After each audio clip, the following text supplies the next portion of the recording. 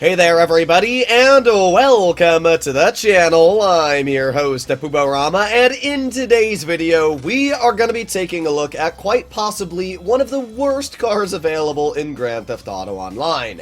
It's known as the Raptor, the BF Raptor. It's 50% off from a normal price tag of $648,000, only being $324,000 this week. You can already see just from the looks of this vehicle that it's like a motorcycle mixed with a car to make some weird abomination. In today's video, I'll be fully upgrading this vehicle and messing around with it, showcasing just exactly what it has to offer. So let's go send it over to our Eclipse Boulevard. And here it is, the Raptor. To be real, they should have called it the Frog, because the front of this vehicle really just looks like a frog, I'm gonna be real. It's not actually an ugly car. I think it is a very, very cool looking vehicle. The problem is, it's just one of the worst handling sports vehicles and top speed sports class vehicles in the game. So let's bring it over to LS Customs and see what the upgrades this thing has going for it are. I can't imagine there's all too much customization, because, yeah, it actually has zero customization. Wow. Well, that's pretty lame, Rockstar. I guess we can change the color. So let's do the brakes, let's do the armor. We got the engine, and that's literally it. There's nothing else to do on the vehicle. Well, that's really, really stupid. Can we even change the wheel type? I doubt it. Well, let's make our license plate black. But, well, oh no, we can change the wheels. Okay. Alright, there's a bit more customization than I thought. So let's start off with the color. We want to make this thing a weird color, because it's such a weird car. So I'm thinking of something like incredibly, oh yeah, how about a dew yellow? That looks really weird. I think that'll match it. And then we can do like a matte color for the secondary. We can almost do like, there's a lot of weird options we can throw on this vehicle. We can do like an ugly orange to match it. Ooh, we can also do an ugly yellow. Ah, yes! Wait, we can make it look like a frog! It's perfect! We'll do lime green with a dew yellow. We've made a frog! Yay! There you go. Let's do the transmission, the turbo, and now we do have wheel type, so I'm actually glad we can choose the wheel type. Oh, we can't even do the back wheels? Oh, that's so weird. Oh my rat. Alright, well let's make the front wheels off-road. I wanted to make this thing an off-roader and test it out, but unfortunately we can't even do that. We can tint the windows though, guys. Whoa, look at that! Yay! Oh my god, this thing has the lamest customization I've ever seen. Well, there you have it. There's our fully kitted out Raptor. That is the fastest customization I've ever done on the channel. Now, obviously, even though we can change the front tires, that's not going to change the back tire and the overall grip this vehicle has. So, let's see just how this car handles, and, yeah, I'm not really sure what else to say. While making my way over to the race starting point, I've noticed that this vehicle actually has a digital speedometer, and it is the smallest digital speedo I have legitimately ever seen in the game. It is absolutely tiny. I mean, to be fair, if you look close enough, you can still read how fast you're going, but I'm going to also be real, having a speedometer isn't going to help you all too much in this vehicle, because the top speed is only 103 miles per hour, which is literally one of the slowest when it comes to the sports car category. This vehicle is like 100th place out of the 104 sports cars for top speed, and it's also around 100th place on lap time. So it's not fast on either top speed or lap time, but again, that makes sense because the vehicle has one wheel for grip and acceleration.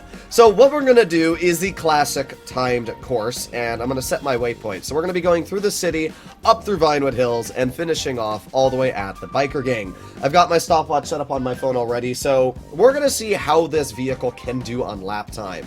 To put into your minds, the Emirates was able to set a lap time of around 2 minutes 19 seconds, and the Turismo, which is a pretty mediocre supercar on top speed and performance, was able to set about a 2 minute 30-second lap time. So yeah, let's see how this can do. Let's do this full speed ahead. We got 4 miles in front of us, and it's going to be really sus to drive these 4 miles and try not to crash.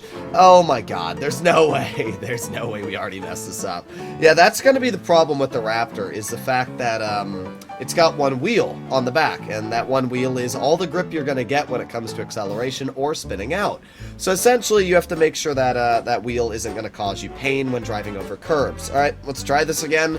Starting the stopwatch. Okay, let's see. Oh, that car got in front of us, but that's not all too bad. All right, there you go. We didn't spin out this time. I took that curb a lot safer. So yeah, that's definitely going to be something you're going to have to worry about with the Raptor, is really any corners. If you're driving over curbs or anything like that, there's probably a good 20 to 30% chance you're probably just going to end up spinning out if you're trying to turn at all. So let's slow down a bit so we can make it around this corner. Okay, not all too bad. We do have a bit of a sharp corner rolling around here, and obviously going around that curb is a little sus, but not too bad. Okay, I will say the Raptor does actually have decent acceleration, and its grip isn't that bad as long as you don't lose the grip. Like, it actually seems to be decent on its grip, which is weird to say, but alright, let's roll around this corner here. Nobody was in front of us. That's usually a really, really tricky spot to go around. Alright, we got the uphill part, which I would expect this to do fine on, actually, because of the fact the uphill usually gives you more grip, but oh, that turning radius is really not good on this vehicle. Alright, roll around the corner there. Nice. Alright, hug it tight, hug it tight. No cars are in front of us. Good.